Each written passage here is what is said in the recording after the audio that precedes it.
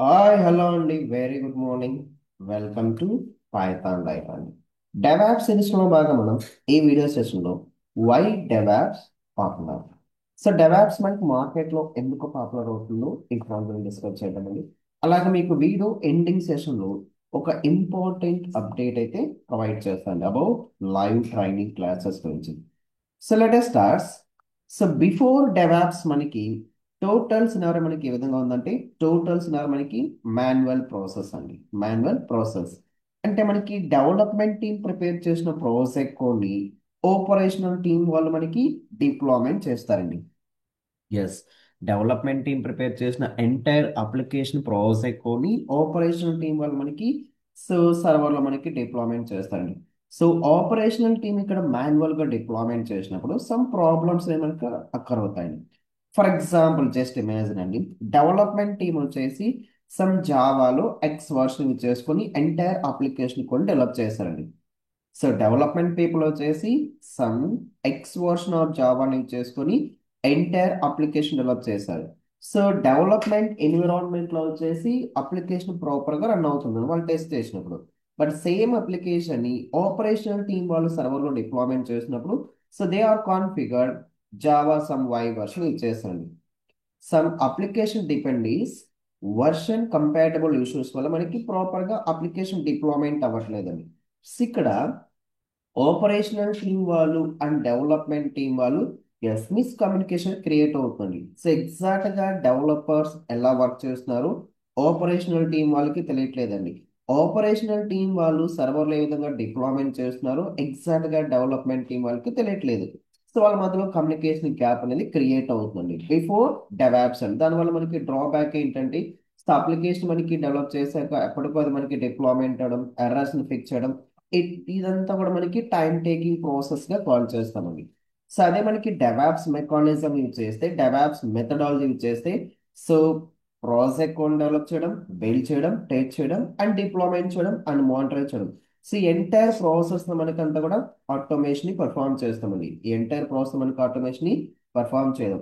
Yes, DevOps methodology వచ్చేసి మనకి ఇక్కడ సో డెవలపర్ ప్రిపేర్ చేశాక ఎస్ కోడ్ ఇక్కడ బిల్డ్ చేయడం, టెస్ట్ చేయడం అండ్ ఫైనల్ డిప్లాయ్. సో ఇదంతా కూడా మనకి సో ఒక సైకిల్లో ఫాస్ట్ గా జరిగిపోతుందండి.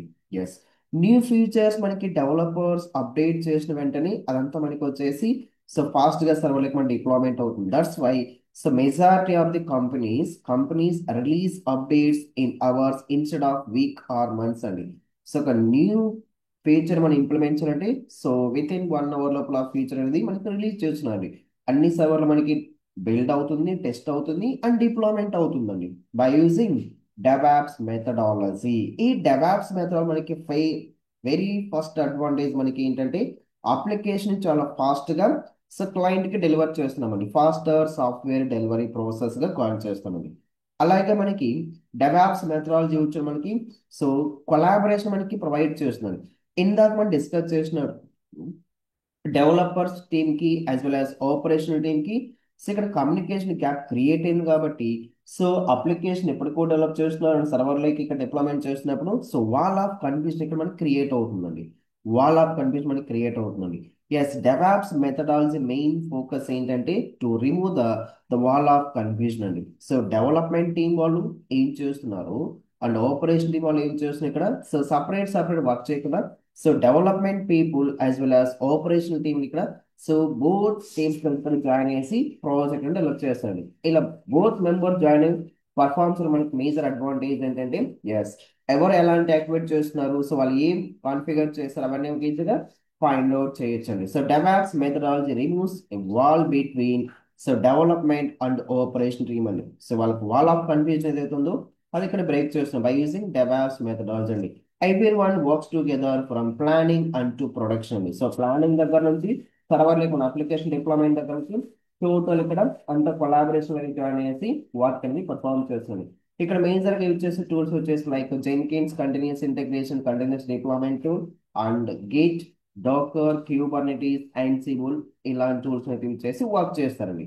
సో అలాగే మనకి ఇక్కడ వచ్చేసి లైక్ ఆటోమేషన్ ని పర్ఫార్మ్ చేస్తున్నామండి. ఆటోమేషన్ ఫస్ట్ ఫీచర్ ఈ సాఫ్ట్వేర్ ఫాస్ట్ గా డెలివర్ చేస్తున్నాం అండ్ కొలాబరేషన్ క్రియేట్ అవుతుంది అంటే డెవాప్స్ మెథడాలజీ వల్ల. And third future is automation automation ని perform చేస్తున్నామండి.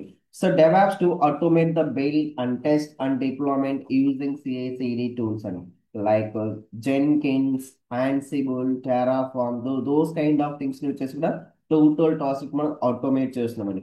అలాగే it will provide scalability and reliability availability మనకి ప్రొవైడ్ చేస్తుందండి. Scalability so based on our business requirement we're increasing the servers అండి. So ఇప్పుడు మనకు అంత నీడ్ లేదు, మనం ఏం చేస్తున్నాం ఇక్కడ, ఎస్ డిక్రీజింగ్ ద సర్వర్స్ అండి.